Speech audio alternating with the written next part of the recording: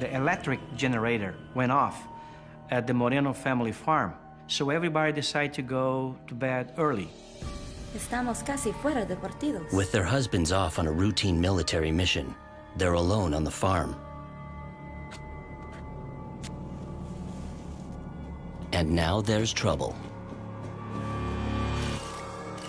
Suddenly, Dora, the domestic servant, she bursts into the room. Vi las luces extrañas. She tells them that there's something strange going on outside. The maid was working at that residence for quite some time, and she was a very calm person. Hay máquinas. ¿Máquinas? So her behavior was considered very unusual by the sisters, who never saw her so afraid with something, especially with something that she couldn't describe. The key thing that Dora was trying to get out to the sisters was that there was more than just lights. There were actual machines outside and quite close to the house. Vi las luces extrañas. Their first thought is it might be a guerrilla jeep or tank. It just wasn't clear what kind of machine she was talking about. Yoli and Yolanda, they saw nothing. The maid was pretty sure that the lights were coming from the railroad, so they went in that direction. Dora is still very, very frightened. There was some sort of thought that maybe somebody was doing acts of sabotage down on the railway tracks, and one of them's armed with a gun. They reach a lookout with the railroad tracks a kilometer in the distance.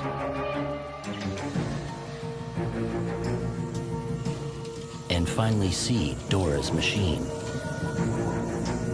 Madre mía! Something strange that they couldn't explain.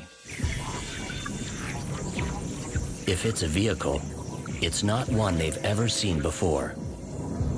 They saw these two disc-shaped objects profoundly illuminated with a tube of light uniting the two objects like a light tunnel.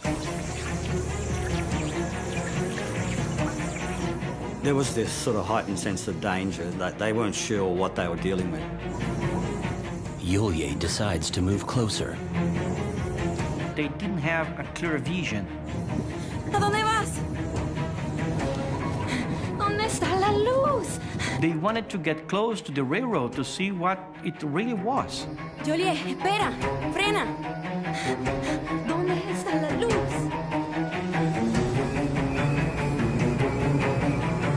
And they see what appears to be a familiar sight.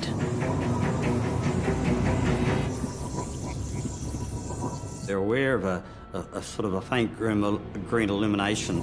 ¿Es ese el camión de Rodrigo? They thought that could be the caretaker's truck coming to the house. When Yoli pointed her flashlight to the green light that she saw, this was not a truck at all. This was a completely different object from the railway line.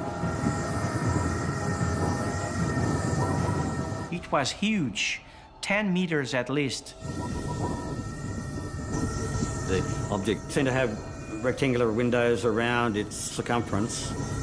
Usually, when something has windows, it's because there is somebody inside of them. And then, the object emits a bizarre light beam. The progression of that beam of light is most unusual, like the lightsabers used in Star Wars. You know, you see them pop out and slowly, suddenly progress into a solid light tube. Light that seems to behave in ways that our sort of beams of light don't behave in. Yolye is mysteriously drawn to the beam.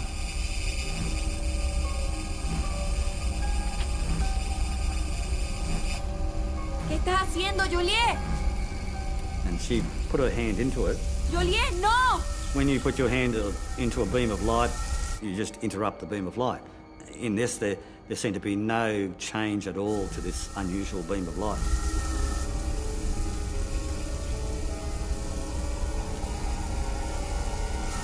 She felt a heat around her arm, but didn't cause any burn or anything.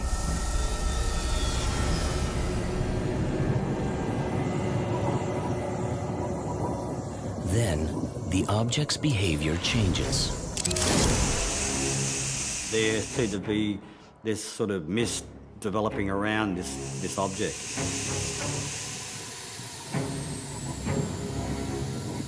Whatever this mist is, Dora is drawn to it.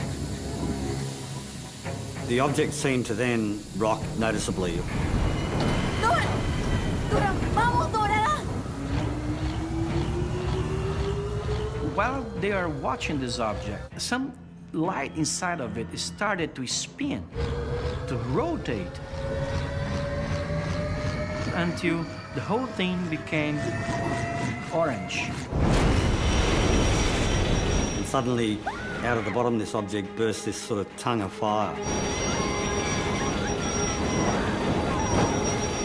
This huge object knocked them down a few meters away, violently. The impact on the three women was total fear. Prisa, prisa, evóquete! Vamos, vamos! At that point, they all did what most people would have done, and that was to flee back to the house. Dora está allí, corre! The disc-shaped object started to scan the property. They clearly believed that they were under threat, under attack. Volver a la casa. Then the beam of light suddenly disappears. This whole thing lasted from 45 to 50 minutes, according to the primary UFO researchers in Argentina that investigated this case back in 1963.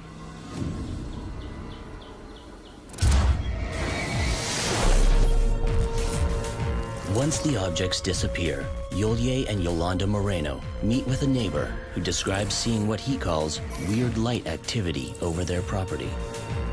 On the same night, a doctor whose car broke down halfway between the Moreno farm and the town of Trancas reports seeing approximately 50 strange lights flying overhead. While the case receives wide attention in the press, skeptics attack the fact that descriptions of the object seem to vary slightly from witness to witness. 14 years later, the Trancas incident becomes one of the inspirations for Steven Spielberg's film.